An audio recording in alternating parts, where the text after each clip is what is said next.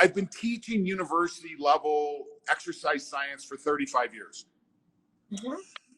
You would think we knew what was going on 35 years ago, but Serena, we are discovering new things every day. I mean, Yes. We see the work that you do with David, and we see the work with the other with quote unquote biohackers out there. And we are learning so much every day.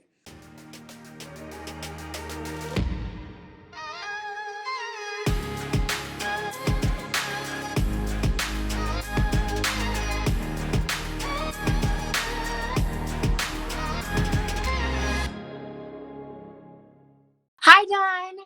Hello, Serena. How are you? I am, if it was any better, it'd probably be illegal.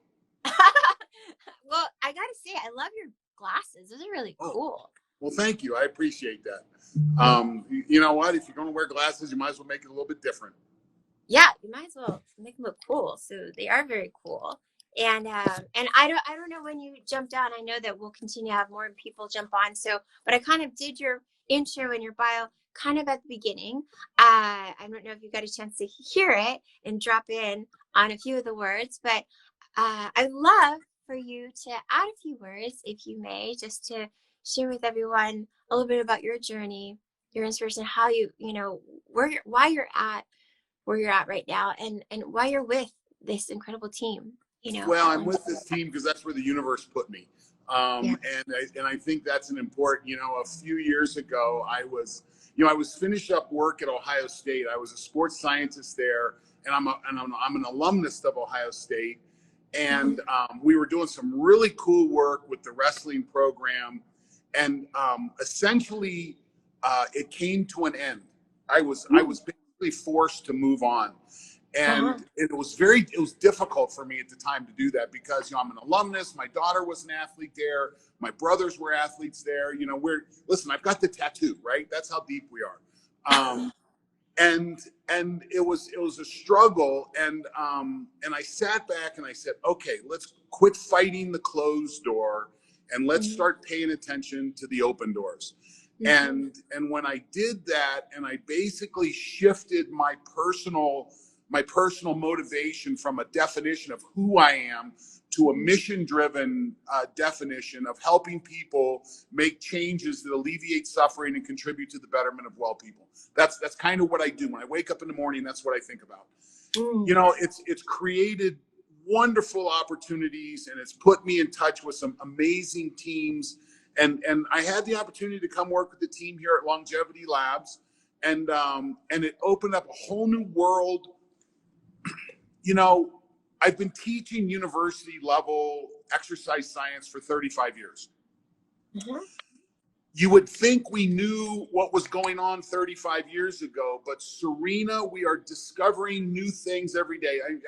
We see the work that you do with David, and we see the work with the other with quote unquote biohackers out there. And we are learning so much every day.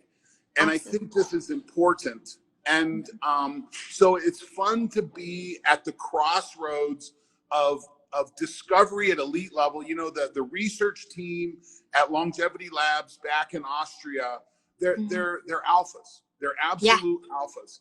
And to have that team behind us and the American team in a position where we can translate some amazing research to individuals so that they can make decisions that alleviate suffering and contribute to the betterment.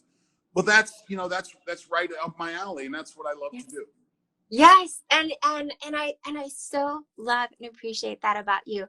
I actually didn't share it with the audience that you and I got a chance to connect actually at sort of a small biohacking type of mastermind.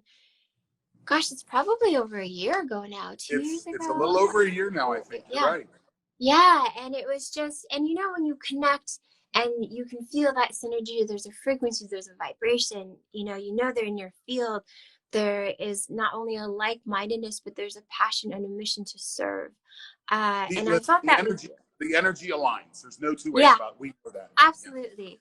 Absolutely. And so it's such a pleasure and such a joy that now we get to be in this space where we continue and we can share together with joint forces, all our different teams and resources to really, as you say, give people the tools to, again, empower themselves and their bodies to live as long as they so choose, in the way that they so choose. Absolutely. So, and you know, the challenge is we're only given so many days on this earth, you know, and you want to make sure that you can enjoy them, that it's enjoyable. Yeah. And I think that's one of the challenges. And you know, listen, there's a lot of stress. There's a lot of negative energy that is impacting on people, whether it's coming from the environment or for something around them. Listen, there's a lot of things that can be negative, but it takes a proactive mindset of the individual to say, I am going to focus on what is important for me and those around me and my team and my tribe, and be aware of the fact that there's a lot of energy trying to interrupt that process. Yeah. And I think, and you know, when we go back to the topic of why biohack, that's the first step, is recognizing the fact that this organic earth suit that we walk around in has evolved a certain way. There was a certain number of inputs for millions of years that's given you and I the ability to live today. And certainly the environments that we lived in, the environments that we adapted in, and the environments that we live in are different. Yeah. This is the big difference. You know, right now, you know, you're sitting in a beautiful setting, temperature controlled, a lot of things that keep normalcy in what you're doing. I'm sitting in a pretty cool space out in Denver. Again, temperature controlled, but we didn't evolve to live in these spaces 24/7. We evolved to be able to adapt to change. That's what gave Homo sapiens the ability to evolve past Neanderthals. But now we live in a time where we really don't have to change. And when I do my lecture, I think I sent you guys a copy of this, and I think we can probably put a link somewhere on that. You know, when you look at mammals, when you look at orcas, killer whales, and you look at them in captivity, you know, an orca's dorsal fin tends to turn over in captivity, but when they live in the wild, it stays straight. So there's not enough environmental force on an orca for its dorsal fin to straighten out when it's in an aquarium. Well, so the question is, you know, right now the building I am has a solid glass wall looking out the street. Okay. And so I asked the question, what side of the aquarium are we on? Am I on the inside or on the outside? Because we certainly live in aquariums, and we go from our house aquarium to our work aquarium to our car aquarium, and we have to recognize that we're in those spaces. And it's only through the process of individual biohacking that you're able to address this, because we're all different. Serena, your aquarium is different than mine. Your genetics are different than mine. And so what works for you, listen, this is the reason we can have both vegans and carnivores, and they can be equally successful, because there's genetic diversity. But the question is that when you start to take a look at what is the impact of your aquarium, and how is it that you need to biohack, how is it that you need to change these inputs in order to live this full, engaged, invigorated, wonderful life that's out there for us if we want it. And thank you, you know, for kind of giving that, painting that vision and that picture for everyone on here who might not be attuned to the same definition of what does that mean to biohack. As we are all individuals, we're built differently, we're in different environments, we are all the same, but yet we are all different, just slightly nuanced to each of our own individual environments.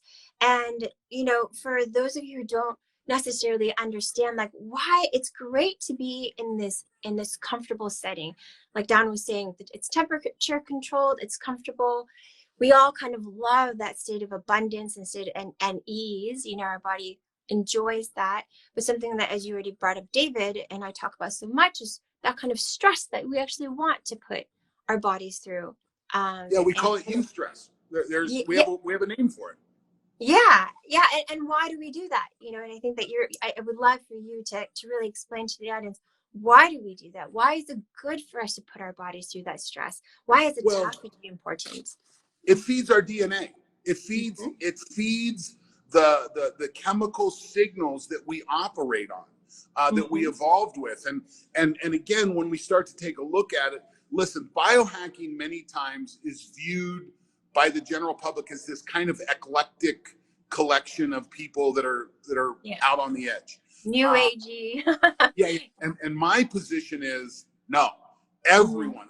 If you breathe and you're subject to big food, big medicine, big industry, and we all are. Those pressures are out there. They're there, and you cannot avoid them. And listen, the Amish can avoid them. Okay, if you're Amish, you're good. Don't worry about biohacking. You move, you get clean food, you're good. But if you're not Amish, you need to pay attention to this. And so this is the important part is paying attention. There is a biology that we have to feed that our engineering, you know, we've gone through an industrial revolution. We've gone through a multiple revelations, evolutions, whether it's industrial, technical, educational, that have created comfort. And Mm-hmm. and I am not someone that believes that suffering is necessary. Okay. Mm-hmm. But I do Right. think you have to invest in inputs to feed that DNA. Yes. And listen, there's some times when suffering is required, and depending on where you're at, you know, like I said, I think the Buddhists do a really nice job of understanding that living is suffering. But you can direct it. You can direct where your suffering comes from, and that's what biohacking is. It's Sure. figuring out what are the inputs that we need in order for our DNA to move in a positive direction rather than a negative direction. Because what we know is that if you just let your body adapt to the environment as is, there will be a steady decline and then a rapid decline. We call that morbidity. Okay. Yeah. There's going to be a drop in the quality of life, and all of a sudden it's going to go off the edge. And the end of your life is going to be spent in a hospital hooked to tubes. That's not what I'm interested in. Yeah. You know, Yeah, and I love, you know, someone says, please give an example. It's such a great question. It's just when we talk about suffering, you know, suffering is something my personal view is suffering is, you know, there's almost like a long kind of sustained period of time where you're going through this pain, and it may or may not be necessary. You know, what I look at, what Dawn is speaking of is it's more like short bouts of stress or discomfort, you know, which is not, in my personal opinion, exactly the same as suffering, although it can feel like suffering, and to some they may define it as such, but it's more like stress, you know, stress that we put our bodies through. And an example of that would be, let's say, HIIT, you know, HIIT training exercise. is a way that we put our bodies through a short period of stress, that triggers our body, triggers that little bit of inflammation, that tells our body, oh wait, wake up! I know you've been really chill, you're cool, you're relaxed, you're enjoying life, but Let's wake up and adapt. Let's wake up and adapt.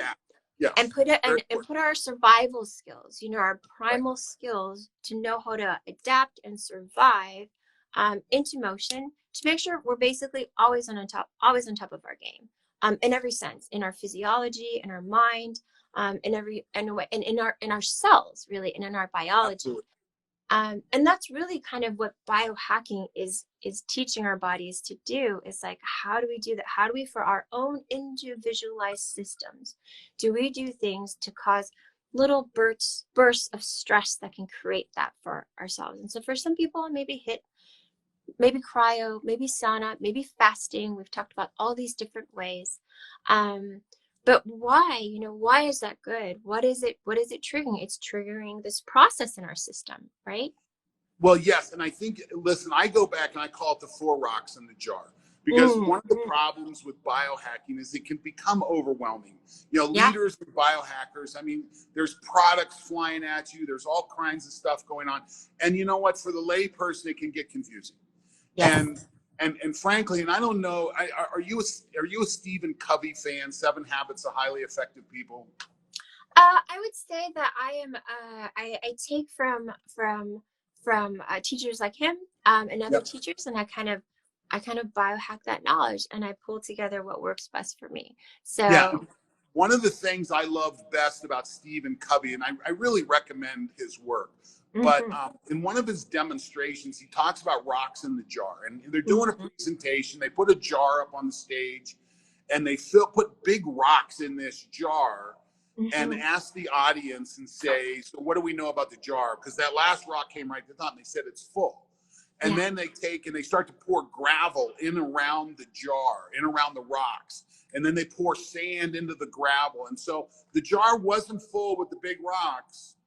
But here's the other side of this. If you put the gravel, the sand in the jar first, you don't get the big rocks in. And I think from a biohacking standpoint, I personally believe there's four big rocks that we Yes. have to look at first. Before we start messing with gravel and sand, let's deal with the big rocks. All And right, pencils up, you guys. These are Don's. These are Don's like big rocks for the big biohacking. rocks. And listen, there's nothing you haven't heard. Hmm. Movement. Okay, Yes. movement is critical to Homo sapiens. We Hmm. love to move. But our entire environment, listen, you and I are both sitting on chairs right now. Okay? Hmm. Yeah. So prior to the development of society, we did not sit on chairs. We squatted on rocks, we stood, we moved.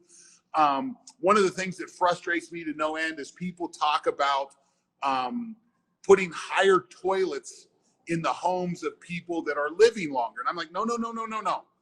I want a short toilet, because Hmm. when I think of independence, Hmm. you lose your. My 60th birthday is tomorrow. Okay, Oh my wow! my Happy wife and early I. birthday. Well, Okay, thank you. come with I've got 60 laps around the sun and looking forward to more. it. But my wife and I have moved into what I call our third of life. That we spend our first third of life learning, in school learning. We spend the second third of our life in service to others. You raise a family, you do work. Our daughter, my wife and I's daughter, moved out of our home January 2nd. She got a great coaching job up at Northwestern University. Our daughter wasn't coming home. Okay, she's done. She's moved out. My wife and I are entering our third. I want that third to be long and vigorous. And the end of the third comes with a loss of independence. Mm. I define the loss of independence, your ability to squat, defecate, clean yourself, stand up and walk away.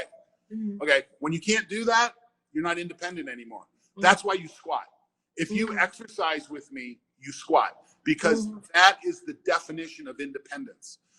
So exercise is a hack for movement. Our environment has engineered movement out of our lives. We sit on couches, we sit on chairs. You know, there's a great book called Move Your DNA by Katie Bowman. She's a biomechanist. I love her work, and this is where we picked it up from. But your ability to move is the big rock. I think it's the one you start with, because if you're not moving, it's all downhill. And you hack that with exercise. And there's hacks to exercise. We can do things. You don't have to go CrossFit and bury yourself 7 days a week. You can do this with what we call zone 2 work. There's really cool tools like what's called blood flow restriction training. There's really cool tools with electrostim. There's really interesting stuff available to us that we can hack movement with. And we may need to do that, or go join the Amish church. That'll solve it. So that's movement is my big rock. Heat, my wife and I sold our home in Ohio, and we now live in a 43-foot fifth wheel trailer. So currently our home is in Colorado. We're traveling the country looking for our next place. But when we designed our trailer, We have a Peloton in it. I have a sauna in it. I have strength work in it. I have all the tools that I need to hack movement and exercise. And I think that's important for your home. Absolutely. And so that's my first big rock that we start into. And so when you think of exercise, listen, HIIT's great. I don't want to take anything away from HIIT. Done it for years, love it. You don't have to live there. Zone 2 work is really beneficial. I personally believe one of the most important tools you should get when you begin to biohack is a heart rate monitor. Oh, absolutely. Critical tool. And I've worked in this space for many, many years. I can't believe we've not done a better job of communicating the value of that. But if you're exercising and you don't have a heart rate monitor either on your arm or around your chest, you're missing an opportunity for improvement. Agreed. So yeah, so my first rock, that's movement. The second rock is from your world. It's nutrients. It's food. Yes. Too many times, nutrients have been turned into proteins, fats, carbohydrates. Okay, that's what everybody thinks about. Whereas actually more. There's vitamins, minerals, and water that go. When we teach this course, we teach micronutrients after the macros. Yes. And when we start looking at real nutrients, the things that move the needles, nutrients, the micronutrients are huge. Yes. And we're finding more. So Longevity Labs is the beneficiary of some good research on a micronutrient that's called spermidine. It's a molecule in every cell of your body, men, women, plants, and animals. We've known about it for hundreds of years. We just have recently learned about the value of autophagy. When we start to look at longevity and understanding the value of autophagy, and spermidine is just one of those key molecules that it looks like it's been farmed out of commercial agriculture. Certainly it has in this country. We get our products from Europe, where there's much different laws and rules on how you raise these plants. So spermidine is just one of those unique micronutrients. Listen, I'll be surprised in another decade or 2 decades if it doesn't have a vitamin attached to it. It hasn't reached vitamin status. But these are the kind of things that we run into. So that second rock, understanding where your food's coming from, understanding that food that is grown close to you has more nutritional value than food that is not. Food that is more processed, the more you process food, the more nutritional value you lose. It may have proteins, fats, and carbohydrates, but it doesn't have those key nutrients that you need to thrive. Right. So this is where individuals, and again, whether you're vegan or carnivore or somewhere in between, figuring out what the key molecules are that you need to supplement with, and it's very individual. I don't need to tell you that. No, of course not. And I'm so happy that you brought it up. It's so important. And, there was a comment earlier when we started speaking about someone that was using a product that had spermidine in it, but not through Spermidine Life.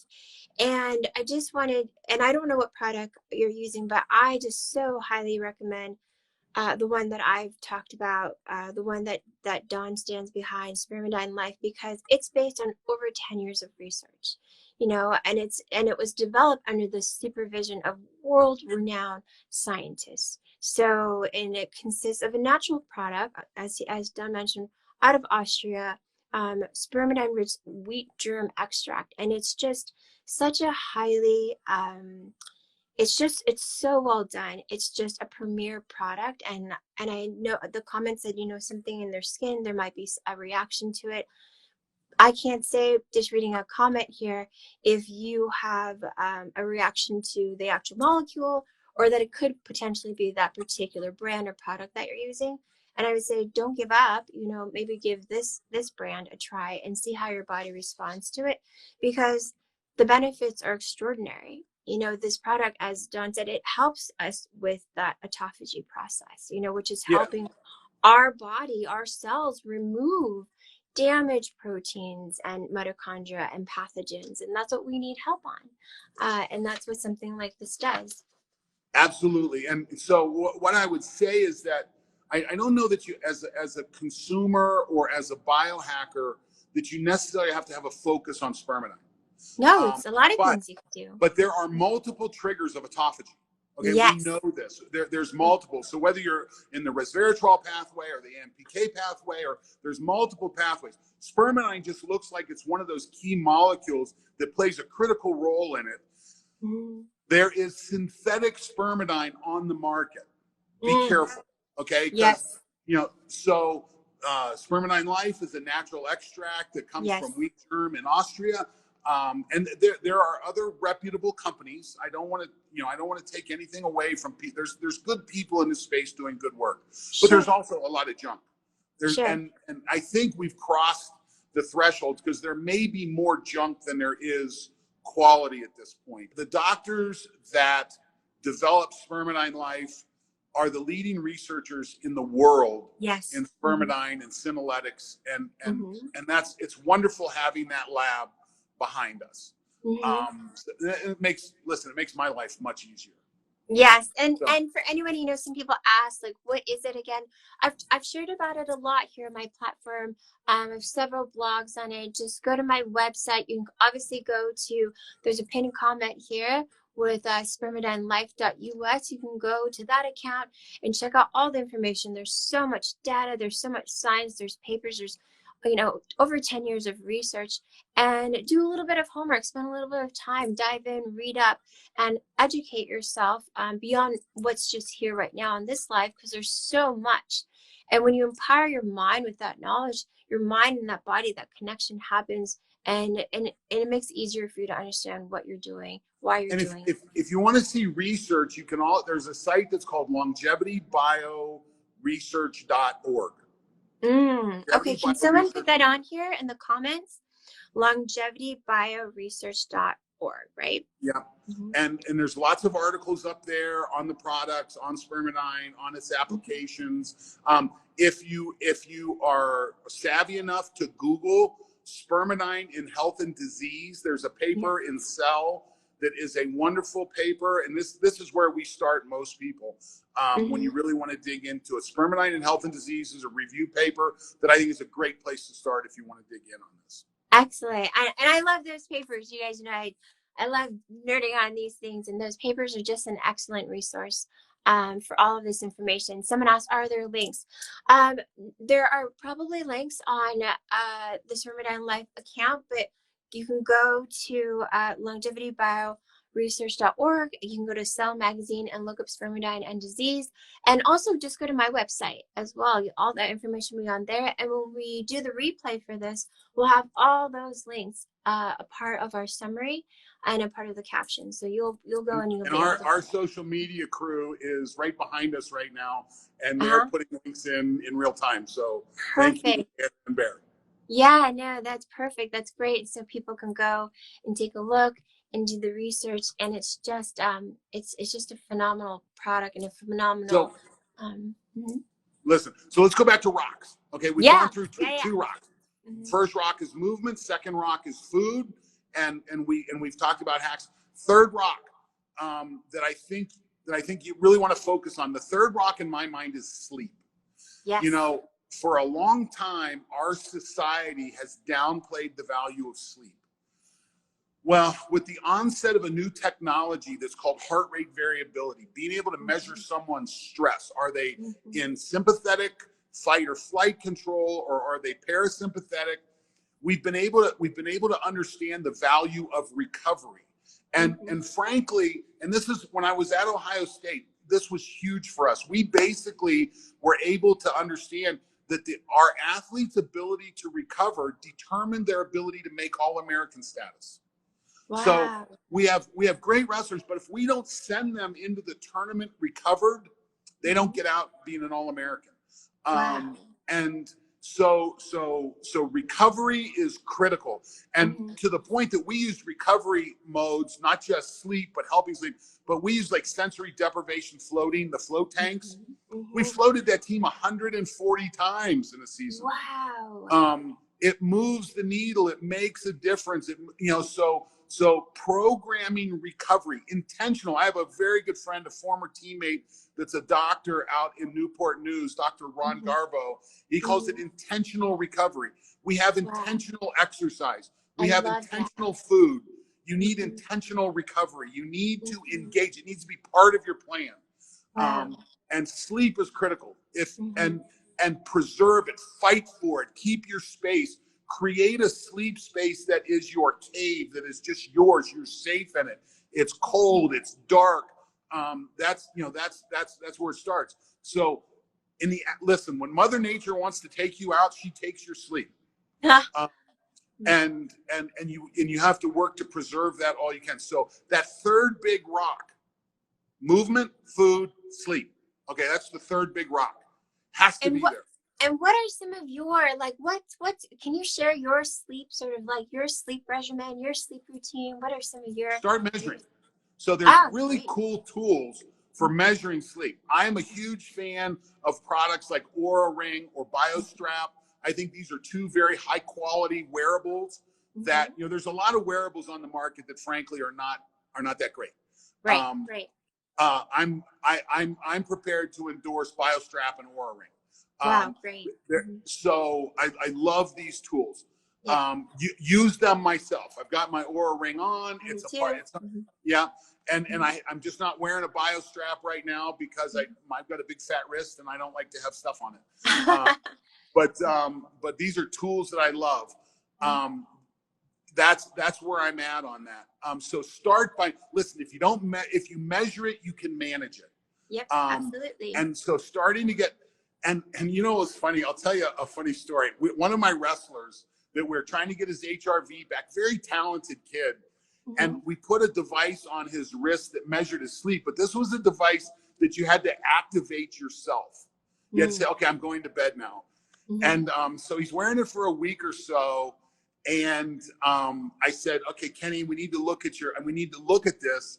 And he swore up and down to me that he was in bed by 10 o'clock. But his device said he was in bed at 1:30. How and he had to activate it. Okay. So perception and telling people what they want to hear versus what's actually happening. These are all interesting parts. So, listen, I think wearable technology is a great evolution for us to deal with the evolution of our environment that's creating adverse impacts on us. So start by measuring sleep. Absolutely. And like I said, my two favorites, BioStrap and Oura. That's where I start. And there's other good tools. Don't get me wrong. I'm a huge HRV person. I pay a lot of attention to it. We've measured it at a very high level in some very elite people. I've not found other devices that can accurately measure HRV that is contributing to the readouts that are being. I think there's good readouts, but their HRV, the HRV is not contributing to their algorithm. Right. And it's just because we've had the ability to really hack into this at a high level. I was doing work with the Air Force Research Lab at Wright-Patterson Air Force Base. I had a team of researchers behind me at Ohio State. We were really able to tear into the data. I had great people. I had great people I was working with. That's just kind of where I'm at right now. I agree with you. The HRV actually, it tells us so much more than we realize that it does. More and more the data is so revealing.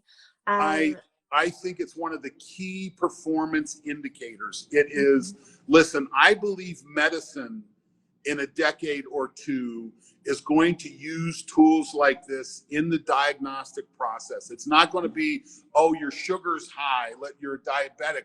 Well, that's 20 years too late. Looking at some of these tools are huge. And again, just starting to measure sleep is huge. So that's where that's my third rock, sleep. Yes, third rock. My fourth rock. Yes. And this is I'll tell you, this can be controversial. I'm all right with that. Light is a rock. And we live in a time where it's possible not to get direct sunlight on our skin for years at a time. Yeah. And Now, I'm not suggesting you take your clothes off and go burn up. Okay, I'm not suggesting that. What I'm suggesting is there are key processes that take place in our skin that translate into our cells that are light driven. Now, there are good hacks for that. I love red light therapy. In my 43-foot fifth wheel, I have an infrared sauna and a red light therapy unit. Okay. Love it. It's part of our life. My wife and I said, when we make this move, this has got to be a big part of it. So we engineered it into our space. I have to tell you, I love it when I'm getting enough light that my skin turns brown, my melanin is working. I do not like to burn. I avoid burning at all costs. Good. I want light at all costs. So my fourth rock is understanding light. Yes. And its role, and because it's so important. And when you look at circadian rhythms, when you look at morning light, the pineal gland, its ability to program circadian rhythms, which then feeds sleep, which is then also impacted by food and when you eat, and you impacted with exercise. All these things work in synchronicity with each other to drive this healthy mechanism. Yes. Yes. And I personally believe if you're biohacking and you don't have a focus on the four rocks, you're missing an opportunity. No, and thank you so much. It's great because people need foundations, right? People need sort of a starting point, and from there you build your little nuances. As Don said, like you have your rocks, then you have your gravel, then you have your sand, and you need kind of those rocks are your pillars, they're your base. And so, having movement and that intentional way of moving. And I agree with you. It's not HIIT for everyone, but some form of movement, for some people, myself included, my body and my energy body, along with my physical body, is evolved to a place where low impact is actually a better service to my physical body. I actually receive better in that way. So yoga, or I Pilates. tend to move more towards zone 2-3 of a 5-zone system than I do towards HIIT. And here's the important part, Serena. We are going to pass from this earth, not when we run out of time, but when we run out of energy. It's energy that determines this. And zone 2 builds mitochondria. Autophagy tunes mitochondria, cleans up the old mitochondria. Sleep feeds the process. Light feeds the process. We know mitochondria becomes more active and more healthy in the presence of light. We know this. And this is where this all goes back to. But so those are the four rocks. But I think it's important that we talk about the jar. Okay? Yes. You have to put this into a jar. And the jar in my mind is purpose. Yes. You have how many people do you know in your life retire and 3 years later they're gone? They're gone from the earth. They've lost their purpose. And I think it's critical. Listen, it took me a major life change with my movement from Ohio State into my next role to come up with a personal definition, a personal mission. And that's what came from that for me. My purpose is in my mission.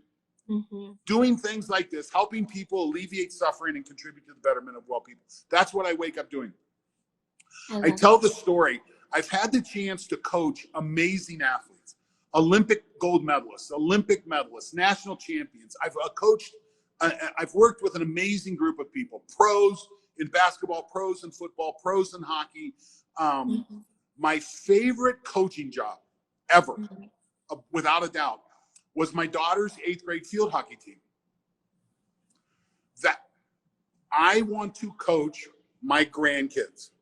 I want to coach I want to be that crazy guy that, I had a chance 3 years ago. My nephew qualified for the Florida State wrestling tournament. He was a heavyweight. He and I were roughly the same size. He's playing Division I football now. He's a Division I center now. But I got a chance to go down and wrestle with him to help him get ready for the. I had been out of wrestling since 1985. So what was that? I was 30 years later. You know what? I was pretty good for a day. I had no day two, but I was good for a day. And you know what? I want to be in a position that if my grandkids or my nephews or grandnieces, if they want to wrestle a little bit, you know what? When I'm 60, 70, I'm going to be 60 tomorrow. If I'm 70 or 80, I want to be able to put my wrestling shoes on and go out there and contribute. That's my mission. That's why I exercise. That's why we do what we do. That's why, food is my worst rock. Okay. I love eating shitty food. But you work with some supplements, you work with some things to fill the holes that come with that. Do a pretty good job with sleep, really concentrate on light, paying attention to what's going on there, but having purpose in place. Listen, the decision to go exercise can be hard. The decision not to eat crappy food can be hard. Crappy food tastes good. It's convenient. That's why we call it fast food. That's why, it's easy to pull in and pull it through your car window. The decision to stay up and watch something later on TV, get flooded with bad light, ruin your sleep cycle, mess up that whole process. There's a lot of force from the environment pushing that. Light, I'm going to spend the day inside today, working inside and not get any light on my skin. You have to have purpose to create the energy that you need to get the rocks in and deal with the force from the environment, the negative force from the aquarium. And this is one of the real challenges. No, I agree with you. And I think, it's been so great having you here with us. I thank you so much again for creating the space and for all the time, all the work that you've done in sharing your wisdom and your experiences here. There's several people that have joined in late and missed the bio in the background. We got a chance to give on Dawn. Dawn is the director of applied science and brand development at Longevity Labs. That is the incredible brand and genius behind Spermidine Life, US, which I am grateful partners with and believe so much about their cause, their ethos, everything that they're doing. He's clearly, obviously, a teacher, an educator. He's been a sports scientist and obviously an athlete as well. And so he's here to share with us, his wisdom and his his belief and his ethos about biohacking in this jar, this jar that lends to a good life and longevity and vitality. And these core pillars, as he's got a chance to kind of go over and dive into, is, intentional movement, moving your body in ways that are suited for your body, which is sort of where biohacking kind of comes into what is suited for you. Intentional nutrients, eating and supporting your food by ways of food and obviously supplements, and intentional recovery, that's by sleep, and then how you allow your body to rest and what you do to support that. And then light and the different forms of light, whether there's basic exposure to the sunlight, where I'm getting right here, even though I'm inside. Being outside would be a little bit better, but also different forms of light, whether it's red light, there's amber light, and there's all these different light ways. There's great tools. All these tools. There's junk too. Don't get me wrong. There's junk. And to be cognizant of that, and to really tap and lean into the people that are teachers like myself, like Dawn, people like David, and a lot of other people in this space who are here to lend you the tools and the information so that you're stacked with your own set of resources to make those educated decisions, but to be really purpose driven about it. And yes, someone's reminding us that it is Dawn's birthday tomorrow. Before we wrap up, we've got to all make sure that we say happy early birthday. Listen, it's another trip. It was just another trip around the sun. That's okay. I appreciate that. 60 young though. 60 but let young. me. I want to throw out one more point, Serena. I want to throw out one more point. You're barely halfway. So at 60. So And that's listen, if I exciting. don't stop playing in traffic, it might not be that much. You never know. But So here's fun. the point. And I think from a motivation and purpose, Mm-hmm. for a long time, I've worked with people that want to define themselves, redefine themselves. And so many times, people engage in exercise or diet because they want to lose weight. Okay. Yeah. My position is that's the worst goal in the world. Okay. Mm-hmm. No one takes a picture of their scale and Mm-hmm. puts it on the wall and says, there. Or Right. no one takes a picture of their scale and puts it on social media. Okay. Right. If you define yourself by the things you do. When I had my facility, I called them trainable life events. What are the events in my life that I need to train for that will make them even better? A wedding coming up, a vacation, things like that. Those are the things we put pictures on the wall of. Okay. I was in a guy's house one time and he had big game head trophies. He defined himself by the things he hunted. Okay. There were no Wow. pictures of family in his home. There were big dead animals. Mm-hmm. You walk into my house, you see pictures of my family. That's how we define ourselves. Mm-hmm. And I think that as you're working on this, as you're thinking of purpose, thinking of redefining yourself, think of the pictures on the wall that you want to hang there. What is my wife and I last weekend, we got to go up to Rocky Mountain National Park. Oh my God, it was gorgeous. And this has been one of the big parts of the decision that we made when we left Ohio and decided to go let our next home find us. But these are if you look at my social media, you're going to see where we've been. You're going to see these processes. You're going to see and I'm looking forward to the pictures down the road. Well, I'm excited for you. I'm so thrilled for you. That's so exciting. What is your social? We've got to look for it. Don Moxley. Yeah, Okay, so Don Moxley, we're gonna start stalking you. There's gonna be a few hundred people that are gonna check out what you're doing for your birthday and see your adventures. So Don Moxley, spermidineLife.us. That's our Spermidine Life that we're on now. But also pay attention to Longevity Labs. Yes. We're getting ready to launch some other products. We've got some cool stuff coming to the market. So keep an eye on that. You know what? It's this company has been so rewarding in the fact that they give us the ability to really look critically at the market and say, okay, what's missing? How can we really make a difference? And so we've got some really cool stuff coming down the road. I've noticed in some of the feedback, some of our tribe is in there and they're starting to see samples and things like that. But paying attention to Longevity Labs, Spermidine Life, and again, listen, you gotta have more in your day than following Don Moxley on social media. I love it.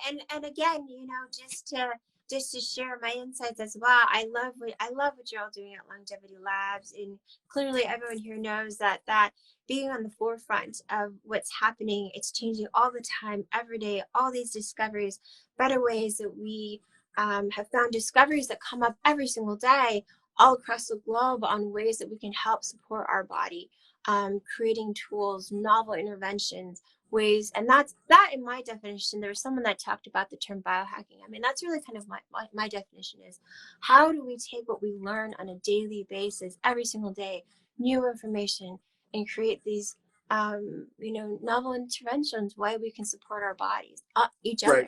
And that's really what I sort of see what biohacking is. And so Longevity Labs doing amazing things. You're doing incredible things.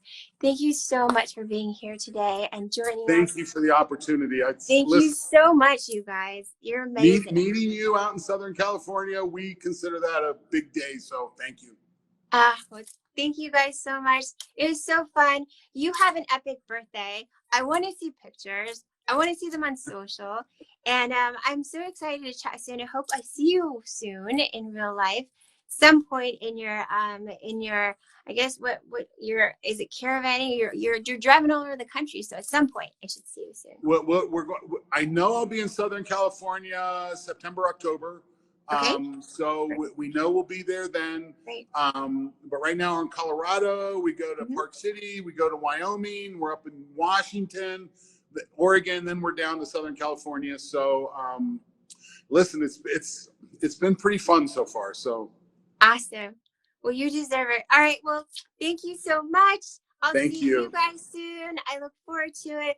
I think we're back on Friday with David. We have another episode, and I'll see you guys soon. All right. Thank Have a you. great day. Bye-bye, Serena. Okay. You too. Bye.